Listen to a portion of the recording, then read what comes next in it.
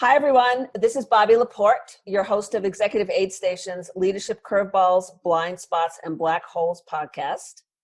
Each week, we help busy leaders navigate through complex and versatile times with practical solutions for real-life challenges.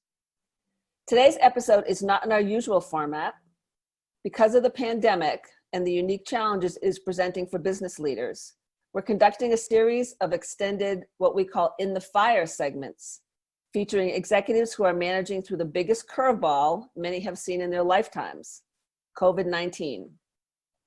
And today we have a very special guest joining us, Erin Baudo Felter, who will share with us how the pandemic has affected her role as a leader, her biggest challenge, and her thoughts on what's next. So let me tell you a little bit about Erin.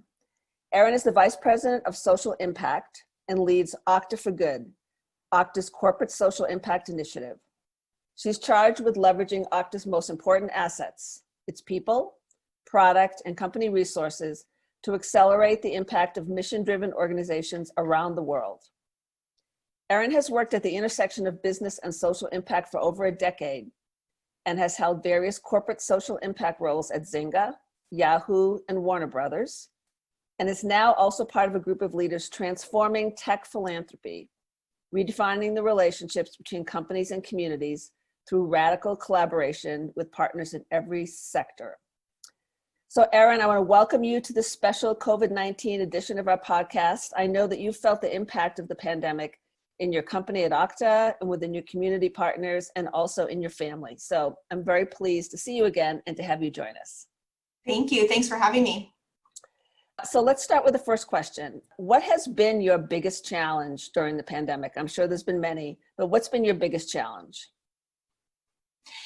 Sure. Yeah, there have been many for all of us. And, I'll just add it, not only with the pandemic, I think we're now in the midst of another crisis, right? Which is the crisis of racial injustice and protests and sort of unrest in our country around things that have been going on for a long time. So it's been hard and relentless what we've sort of all had to deal with and what we've all had to go through. And I think for myself, going through these crises back to back in a role like mine, where as you said, my team, we're thinking about not just the company, not just our business and our long-term impact, not just our employees, but actually our communities as well, and be very connected to that. I think what the hardest thing has been is taking care of myself and my team while also trying to help everybody around us inside of our company respond and take action. So there's many levels to that. I'm a big believer that none of us can help anybody if we don't take care of ourselves first. And for many of us, it's been very challenging. For me personally, I've got a 3 and a 6-year-old at home, full-time job, husband with a full-time job, and all of that. And so that was very, very challenging just to sort of navigate, like, how do I even get my work done? How do I even find the hours in the day to get my work done? And then you think about, the team, right? So my team, small team, there's 4 of us right now, but everybody's feeling impacts of what's going on in different ways. Some people are parents, some people are single and living at home.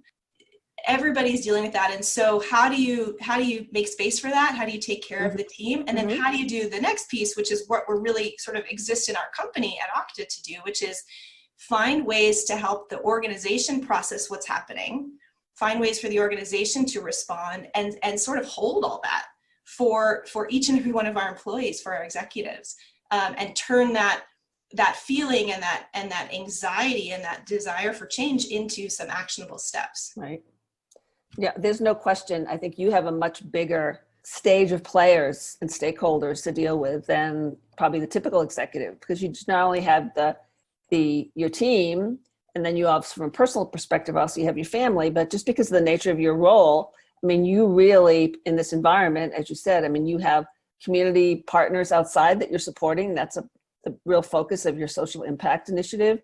You have the employees who you're trying to help them navigate through. So, I know you have big shoulders, but I also know that's a lot to take on. So I'm hoping now that as things hopefully settle down a little bit coming out of this, that it won't be such a stress for you.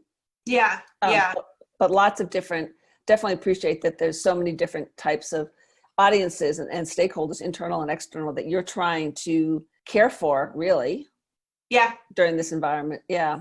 And it, look, it's a stress and anxiety for sure, but it's also such a privilege and an opportunity to, I may feel like I accomplished nothing on my to-do list at the end of a day, in this time, but there's usually at least one thing, one conversation, one connection made, one moment where I could say, okay, at least what we did there, what I did there helped somebody through this in some small way. So yeah, I'm sure there's parts of every day that could be really satisfying for you. Yeah.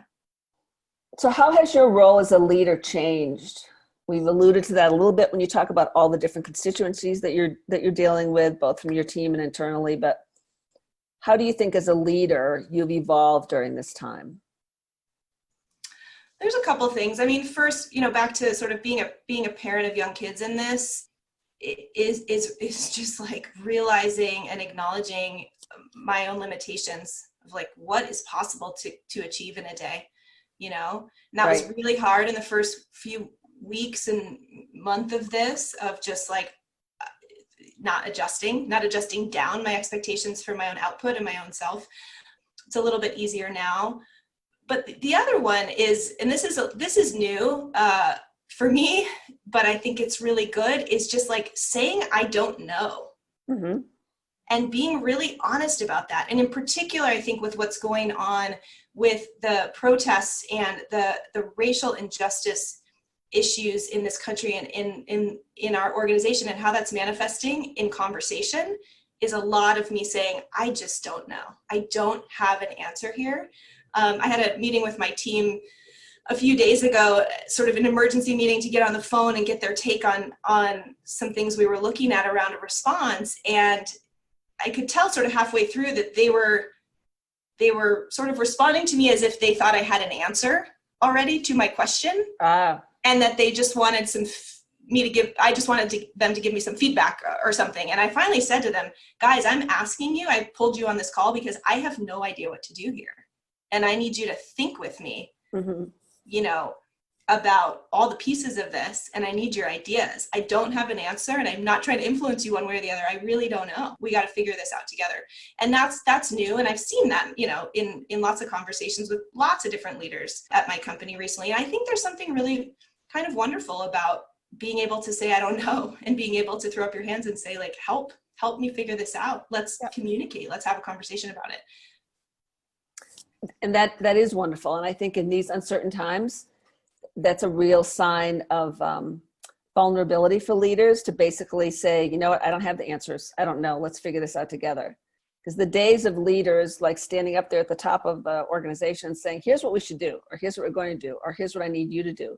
Yes. Long gone, because the world is changing so quickly. No one has the answers anymore. That's right. That's right. So sometimes it takes a situation like this to have people realize it's okay to say, I don't know. Absolutely. Yeah, because that absolutely builds trust with your team. So last question, given everything we've talked about, sort of directionally, the future, next phases we're heading into, how are you in your organization thinking about what's next? It's hard. It's really hard to even imagine what's next. I've sort of shifted from a conversation with my team about like what's next in terms of the content of our strategy, the content of our work, what we will do, what we will execute, what we'll deliver. From that into a conversation of more how. So we may not know what the future will look like, and we may not know what our work will look like. But I do know that if nothing else, we need to maintain an incredible focus on empathy and agility as this thing evolves. If we fail at one or both of those things, then we cannot do our jobs, right? So on the empathy piece, we are sort of the big beating heart of our organization in so many ways, because we've built that empathy muscle. We have all these different stakeholders. We deal with community, we deal with employees, we deal with leadership and everybody in between. And so we can actually model empathy for the company right now in a lot of really wonderful ways and help the company build that muscle, right? And empathy is going to be how we get to the answer of what we want to do or what we should do when it comes time to make decisions on strategy and on program and on investments and resourcing. So I think that's key, and that's always been important, but especially now. And then the other piece is agility, which our CEO, Todd McKinnon, has talked about a lot through this crisis as being sort of a core guiding principle of how we need to show up, because as hard as this is and as difficult as what we're seeing is for all of us, there are also tremendous opportunities for innovation here. Yes. Innovation for our business, innovation for, in my case, like how we actually solve social problems and how we attack these issues in different ways, especially because a lot of what we've been doing isn't working clearly. And so there's opportunity for innovation if we, again, with our empathy muscle, listen to needs of our stakeholders and listen to the needs out there and adjust and then be agile to actually find those moments of innovation. We come out of this better, stronger, and by the way, business does great too, hopefully, and that's good too. But there's a bigger picture here. So anyway, that's really how I've been framing it for myself, for my team. And there's still a lot of unknowns, but it really helps to sort of ground yourself in the how. Yes, there are, but agility and empathy, I love that. You're in a very enviable position in your company to really foster that and for it to have many benefits and outcomes. So thank you. Thank you so much, Erin, for being a guest and sharing your insights and advice. And to our listeners, we hope this week's episode of Leadership Curveballs, Blind Spots, and Black Holes provided you with some practical solutions and insights to the challenges you face as you navigate your own leadership journey through the new normal. Be sure to join us next week for another episode. And in the meantime, stay safe and well.